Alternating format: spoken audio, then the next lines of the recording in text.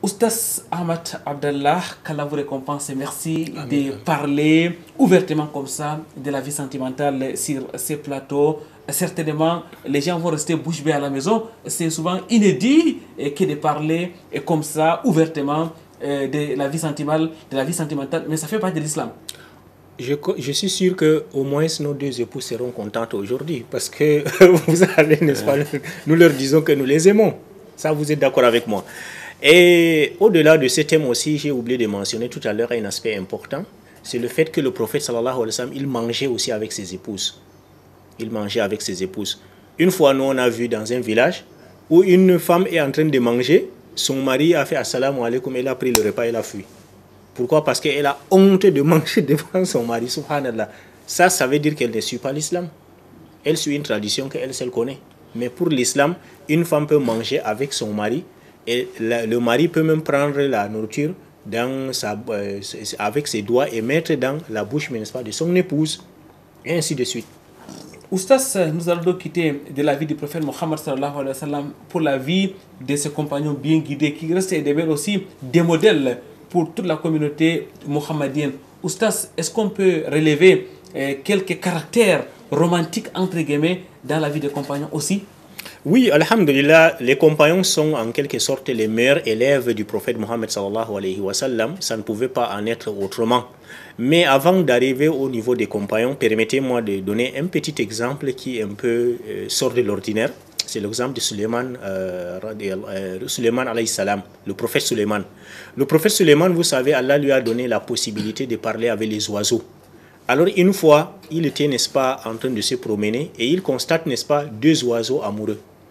Il y a un oiseau, le masculin, qui est en train, n'est-ce pas, de draguer un deuxième oiseau. Maintenant, le deuxième qui est donc féminin, la femelle, qui dit à l'autre, n'est-ce pas, toi tu es en train de trop me déranger. Hein? Et l'autre qui dit que non, est-ce que tu sais que je ne te dérange pas pour rien? Vous voyez la drague, donc les paroles douces.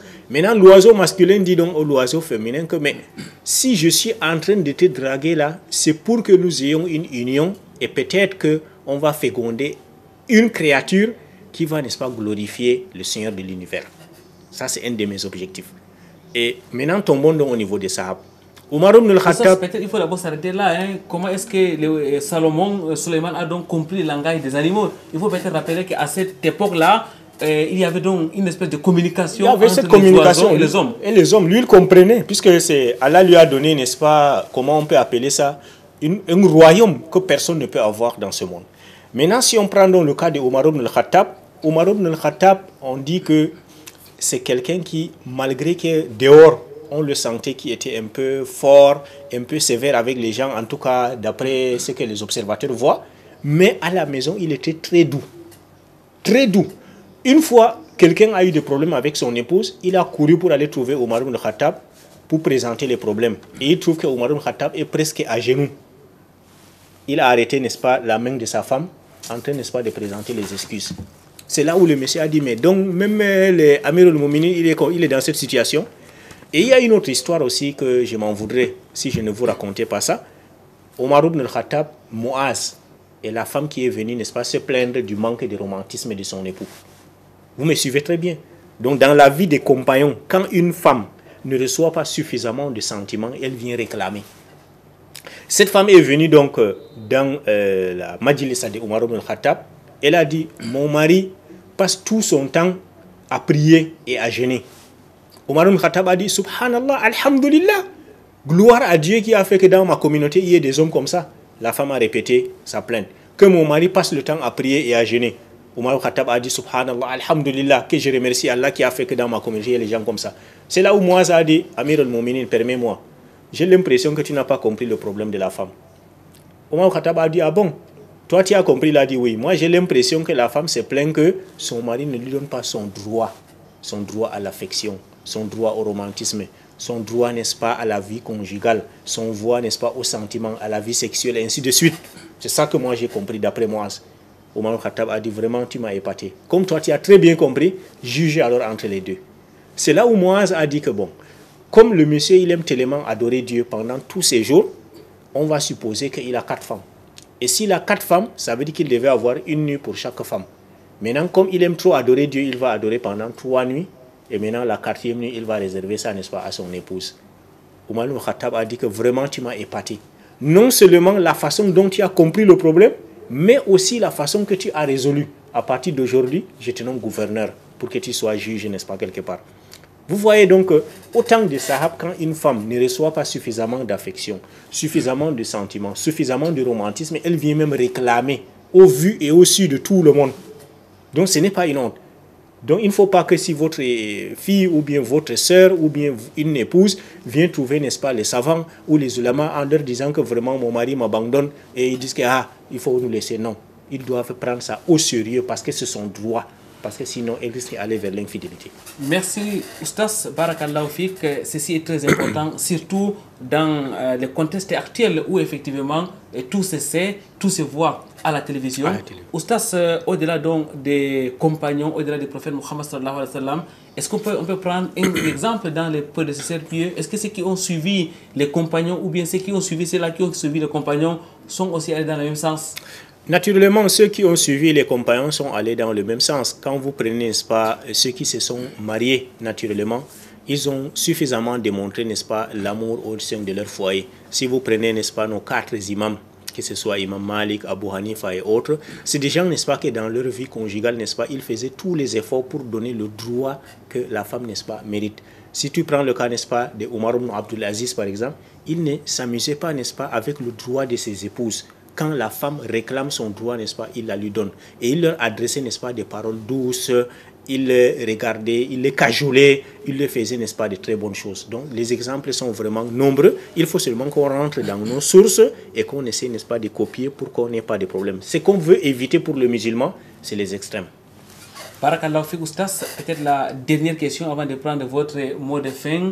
Les bienfaits donc du caractère romantique dans les couples, c'est-à-dire les astuces, les quelques éléments que vous avez remarqués, que ce soit dans la vie du prophète, sont donc d'une importance capitale, Cheikh.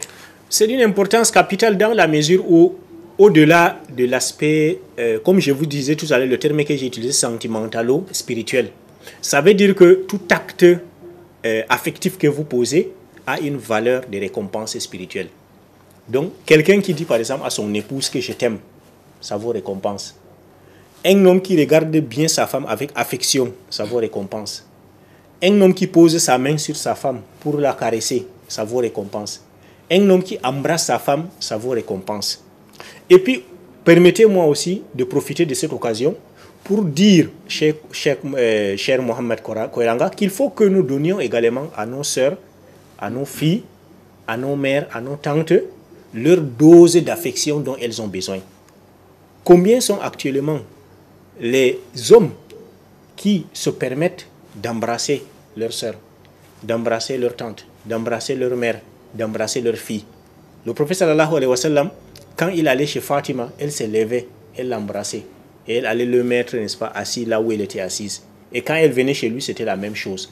Est-ce que nous, maintenant là, en tant que bons musulmans, nous embrassons nos filles, nos sœurs, nos tantes et nos mères, parce qu'elles en ont besoin. Si nous ne leur donnons pas là où c'est halal, pourquoi alors on doit, n'est-ce pas, se plaindre du fait que, n'est-ce pas, parfois, elles regardent le haram. Donc il faut qu'on leur donne le halal là, pour qu'on leur permette de ne pas tomber dans le haram. Elles ont besoin de ça. Je disais donc que le prophète sallallahu alayhi wa sallam, il faisait une dua qui était très très importante. Ô Allah, tout comme tu as embelli mon visage dans mon extérieur, embellis également mon intérieur, c'est-à-dire mes comportements. Donc, Allahumma kama ahsanta khalqi fa ahsin khuluqi.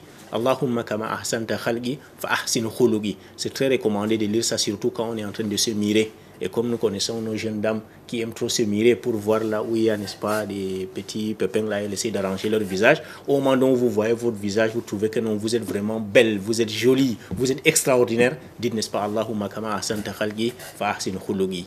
Tout comme nos épouses et nos mamans et nos sœurs sont très très belles. Merci Oustas. La question restait posée, que chacun s'auto-évalue donc dans son quotidien afin de remédier aux multiples manquements que vous avez relevés. Oustas, votre dernier mot très rapidement.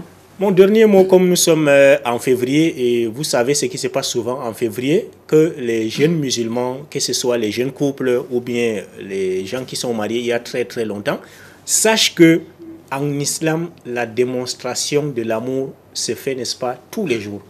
Ça veut dire que le musulman, il est amoureux de sa femme pour de bon. La musulmane est amoureuse de son mari pour de bon.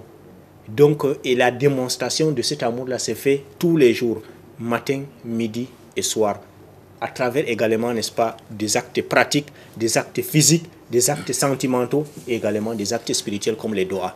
Oustas, qu'Allah vous récompense une fois de plus. Jazakumullahu khairan barakallahu fik, frères et sœurs dans la foi. Nous disons donc merci au professeur Ahmad Abdallah qui a donc bien voulu parler du romantisme selon l'islam avec nous aujourd'hui dans le cadre de votre émission. Avant de partir, nous allons tout simplement vous laisser avec ces quelques interrogations. Frères et sœurs dans la foi, est-ce que vous le saviez, le prophète Mohammed sallallahu alayhi wa sallam a dit le meilleur des hommes est celui-là qui est meilleur envers son épouse ou bien ses épouses.